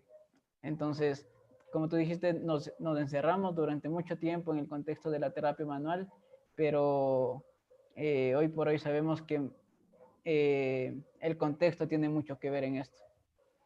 Así es, el contexto influye mucho y también un poco la experticia, ¿no? del clínico, porque si un usuario siente a un terapeuta físico que tiembla o que no agarra adecuadamente el segmento, tampoco le va a dar una confianza, ¿no? Entonces, si un clínico muestra seguridad, también influye. Entonces, estamos viendo que los factores contextuales van a tener influencia en el resultado, más que la técnica. No importa la técnica, sino importa el usuario. Y además, algo que tú dijiste es el dolor. Quizás el dolor no sea solamente el objetivo de la rehabilitación, sino buscar la función, ¿no? Que esa persona realice la actividad que solía hacer. Yo suelo preguntarle a mis pacientes, ¿qué le gustaría hacer en este momento si no tuviera esta condición? Cargar a mi hijo. Bueno, vamos a trabajar en cargar a tu hijo. O si es un adulto mayor, me gustaría cargar a mi nieto. Pues vamos a trabajar en esas condiciones, ¿no? Para que tenga sentido, ¿no? Y ahí podemos utilizar el ejercicio básicamente, ¿no? Porque la terapia manual se convierte en un coadyuvante. Eso no quiere decir que no hay que aplicar. Algunos pacientes se van a beneficiar más, por eso hay que identificar qué tipo de paciente tenemos, si es que es posible identificarlo, ¿no? Cómo está procesando esa información, cómo su cerebro está recibiendo esa información de su contexto, de su experiencia, de la nocicepción misma, si es que tiene un dolor persistente, esa nocicepción misma, qué tanto le afecta, cómo procesa esa información para nosotros elegir un tipo de estrategia. Y el ejercicio fisioterapéutico debe basarse en crearle esta situación de histeria del cerebro, ¿no? En base a problemas que le van a ayudar a solucionar la función por la cual, la disfunción más bien dicho, por la cual acude a la clínica. Claro, como hace rato te decía, el ejercicio va a depender de muchos factores, ¿no? Primero, la motivación, si el paciente, el usuario quiere hacerlo, ¿no? Porque si no quiere hacerlo, por más que nosotros seamos expertos en ejercicios, si no quiere hacerlo, no lo va a hacer y no va a tener ningún beneficio. Otro es que disfrute el usuario. O sea, a veces yo observo, el paciente viene con artrosis de rodilla y dicen, bueno, vamos a hacer un poco de sentadillas. Una señora de 60 años, 70 años. La señora nunca ha hecho una sentadilla. Y dice, ¿para qué me sirve, no? Una sentadilla. No, es que para fortalecer sus músculos, los cuádriceps, los glúteos. ¿Acaso no hay otro tipo de movimiento que pueda ayudar en esa dirección? Y la señora no quiere hacer. Entonces dice, señora, tiene que hacer en su casa 100 sentadillas, 10 sentadillas. Y nunca lo va a hacer porque no le gusta. No le gusta. Entonces, acá no quiere decir que el usuario decida el tratamiento, sino hay que hacerlo consensuado. Hay que buscar, hay que generar esa estrategia de alianza terapéutica en la cual el clínico se convierte en un guía, pero también con participación del usuario, ¿no? El usuario tiene que ser el ente principal de la recuperación, tiene que ser el ente responsable de su cambio. Es ahí donde el fisioterapeuta, o más bien dicho, el personal de salud tiene que ser tiene que tener mucha variabilidad, tener mucha imaginación. Ahí vienen algunas habilidades blandas que se habla mucho ahora, ¿no? De la comunicación, de cómo nosotros informamos los hallazgos o cómo hacemos esta interacción clínica para que el usuario tome en consideración, tenga sentido para él. O sea, si lo que nosotros proponemos al usuario no tiene sentido para esa persona, no lo va a hacer. No lo va a hacer. Entonces, ahí no importa tanto quizás la técnica o el tratamiento en sí, sino importa cómo nosotros llegamos, identificamos cuál puede beneficiar a ese usuario y si el usuario está dispuesto a hacer, bueno, empezamos. Si no, empezamos con otro tipo de variabilidad. Por eso es que no podemos ser rígidos en nuestro tratamiento. Eso tampoco quiere decir, como tengo mi caja de tratamientos, voy a sacar todo lo que tengo y probar a ver cuál me funciona, ¿no? No, tampoco es eso. Ya sabemos que hay tratamientos de bajo valor que no demuestran ningún tipo de beneficio en el usuario, al contrario, crean mayor desesperanza, mayor incertidumbre e inclusive mayor dolor. Entonces, y con la consecuencia de mayor falta de actividad, ¿no? Entonces, hay que ser muy cautos en lo que tenemos. Al menos en la evidencia, o la mejor, supuestamente la mejor evidencia que hay para el tratamiento del dolor crónico está la educación y el ejercicio terapéutico y los cambios en el estilo de vida, ¿no? Entonces, todo lo demás puede ser un complemento. No quiere decir que no hay que utilizarlo, pero hay que saber en qué momento utilizarlo y quién se podría beneficiar, ¿no? Correcto, Miguel. Muy bien. Vamos con la siguiente pregunta. Los términos de escoliosis, genovar o genovalgo, inclinaciones de tronco, disquinesia escapular y todo este tipo de terminología que utilizamos, ¿se debe utilizar en la clínica con el paciente? ¿Debemos expresar este tipo de palabras hacia el paciente? Bueno, eso no es lo más sensato que podríamos hacer, ¿no? Y lamentablemente es lo que siempre hemos estado utilizando, ¿no? Es bueno, es por lo que un poco aquí en este estudio, ¿no? De Peter Sullivan y de Canego, un poco hablaban ellos, ¿no? De cómo el lenguaje influye en la cronificación de los síntomas, ¿no? Cuando a una persona se le entrega un resultado, por decir una resonancia magnética, lo primero que va a hacer es buscarlo en Google, ¿no? Lo va a buscar. Y ahí lo primero que va a salir es que si tienes una hernia lumbar, la respuesta es vas a terminar en silla de ruedas, ¿no? Entonces, ese comportamiento o ese lenguaje nosérico va a generar una conducta en el individuo. Ahora, lo que tratamos de hacer o lo que queremos hacer es cambiar el lenguaje. explicarle qué son algunos cambios degenerativos, utilizar metáforas como las arrugas en el rostro. Así como te salen arrugas en el rostro, también te van a salir arrugas en esas imágenes que te muestran, o esas imágenes te están diciendo cuántos años tienes y cuánto uso diste a tu columna, a tu hombro, o son como las canas en el cabello, ¿no? Entonces, si nosotros explicamos a esas personas como un proceso natural de envejecimiento normal, los usuarios lo van a entender. Pero si nosotros damos categorías como disquinesia escapular o inclinación, las personas van a buscar corrección. Y ya sabemos que nosotros no podemos corregir. No tenemos herramientas para corregir una inclinación pélvica, no podemos estabilizar una disquinesia escapular, ¿no? No podemos hacer eso. Y además, ¿qué significa? ¿Qué relevancia clínica tiene eso en el usuario? Entonces, expliquemos a los pacientes de una forma más que ellos entiendan, ¿no? Cambiemos el lenguaje nosébico por un lenguaje positivo. Yo normalmente evito en lo posible utilizar esa terminología. Cuando alguien me dice, pero mi resonancia magnética me dice que tengo una hernia lumbar, entonces le explico que las hernias lumbares tienen un curso beneficioso, ¿no? Que si no se identifica clínicamente, que existen los criterios clínicos para saber si una hernia está teniendo conductas clínicas en ese usuario, si se descarta eso, explicar al paciente que esa hernia va a tener un buen pronóstico, ¿no? Que probablemente, bueno, no probablemente, que en el tiempo se va a reabsorber y que puede estar ahí y no producir y no causar ninguna sintomatología. Entonces, explicarle eso. Y es mejor, si esa persona viene con dolor y nosotros modificamos su dolor, aunque sea en un 1%, decirle, ¿usted cree que yo cambié la hernia, que la hernia se reabsorbió? Entonces, hacerle dudar de sus creencias.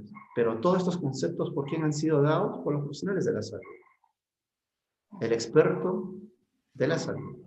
Otra vez, el experto de la salud. Entonces, un poco hay que reconceptualizar a ese experto de la salud.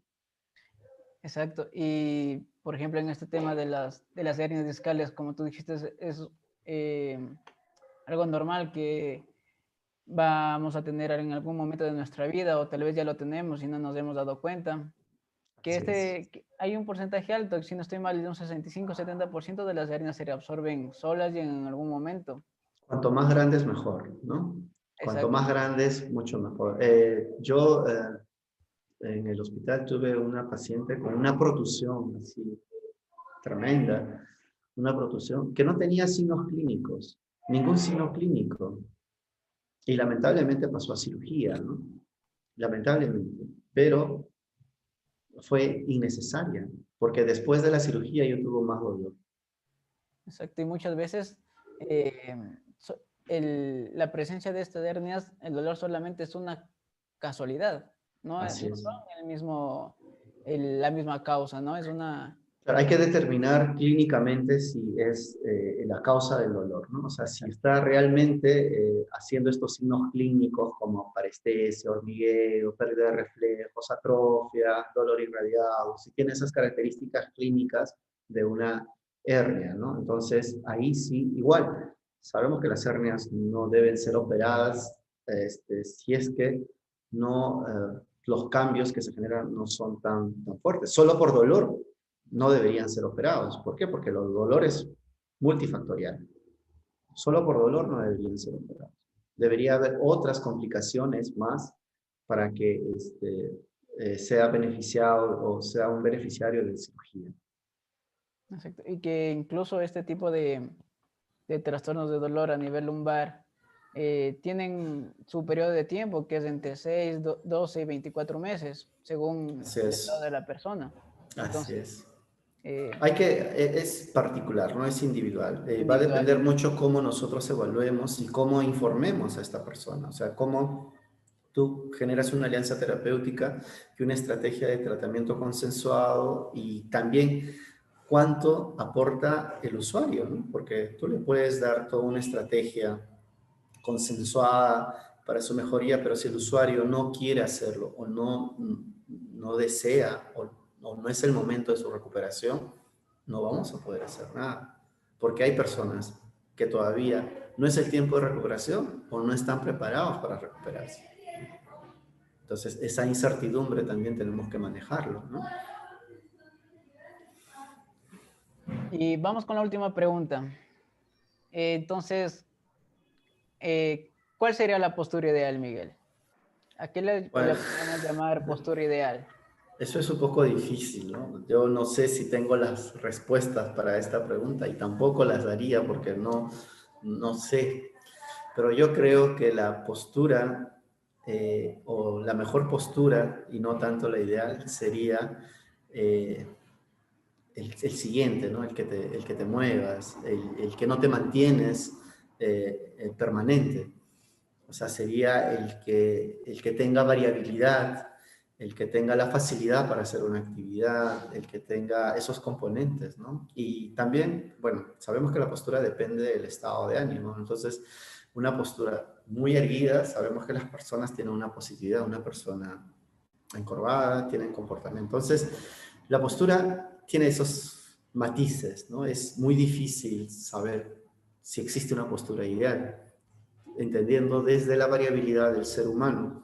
Y de la individualidad. Exacto, entonces yo creo que si postura ideal no lo sé, pero la mejor postura probablemente, según Gifford lo decía, es la siguiente, ¿no? Es la que no permaneces en una sola, ¿no? Podríamos decir que es la que me permite realizar la función con un menor gasto energético. No necesariamente, porque no sabemos qué tanto puede ser una postura que impida hacer un trabajo, ¿no? Yo creo que es la variabilidad misma del movimiento. Si pasas muchas horas sentado, probablemente vas a tener algún tipo de nocicepción. Si te pasas mucho tiempo parado, vas a tener algún tipo de nocicepción. Si pasas mucho tiempo echado, igual, pero entonces, ¿estamos hablando de la postura o estamos hablando de la falta de movimiento? Entonces, y la variabilidad, ¿no? Entonces, yo creo que eso podría ser, en resumen, lo que importaría, ¿no? Muy bien, Miguel. Bueno, agradecemos a todos por las interacciones que hemos tenido en el chat. Les voy a hacer una pregunta más para aclarar las dudas de todos los que se conectaron el día de hoy. Dice, ¿cuándo un defecto postural debe recibir tratamiento? Bueno, supongo, si hablamos de dolor, el que modifique los síntomas, ¿no? O sea, acá estamos hablando del dolor, hay que entender, porque también hay posturas en pacientes con parálisis cerebral, con hemiplegia y todo esto, ¿no? Esos campos hay que dejarlo a los expertos en esos temas. Nosotros estamos hablando de las posturas relacionadas con el dolor. Estamos viendo que las malas posturas, entre comillas, no están relacionadas con el dolor. ¿Por qué? Porque no hay una postura ideal. No hay un parámetro en la cual uno tiene que comparar esta postura con la otra, ¿no? La postura es individual.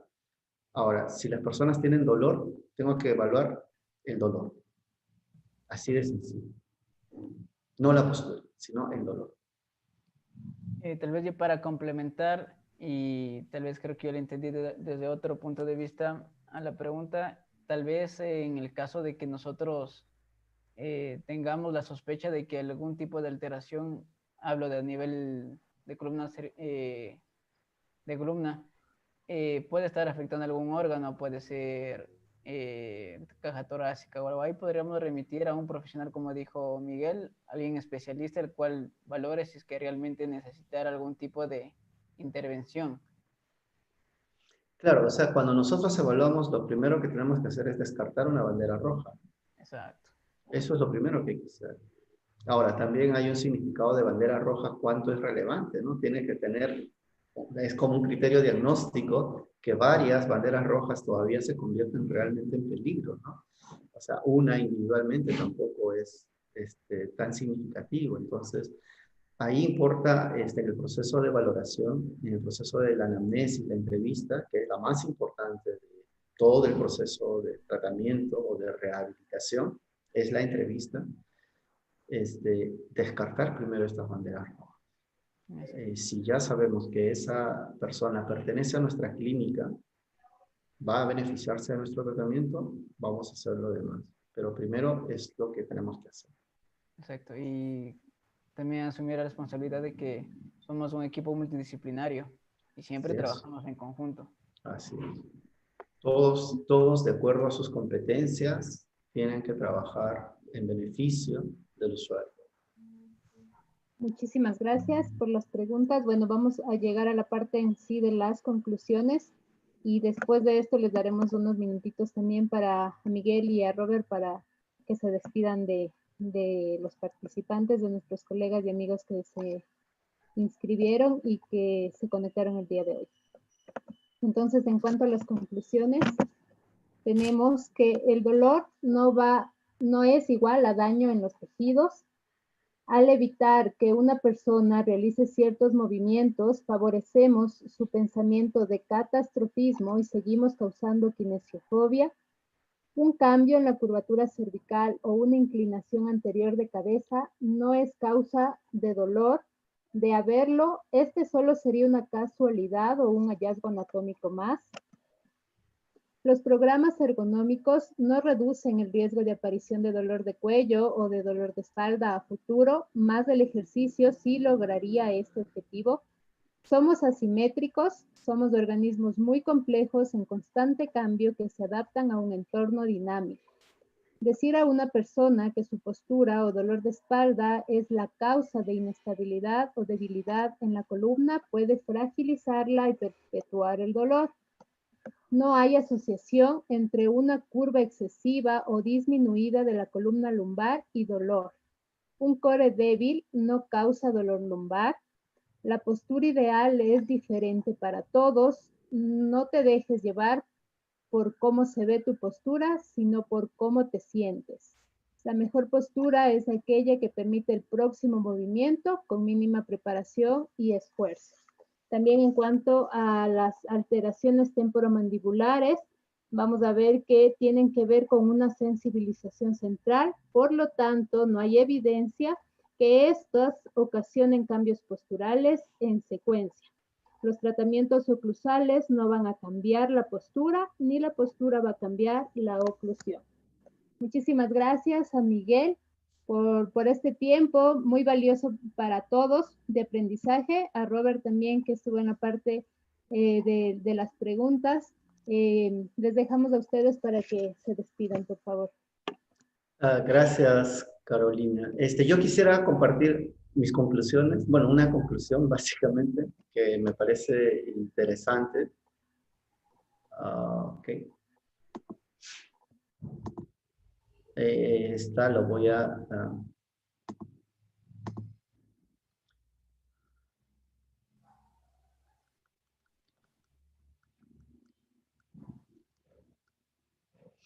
Esta es una diapositiva tomada del doctor Marcelo Kreiner y la quiero compartir con ustedes y pido permiso al doctor para compartir. Dice, diagnósticos y tratamientos basados en escuelas o filosofías.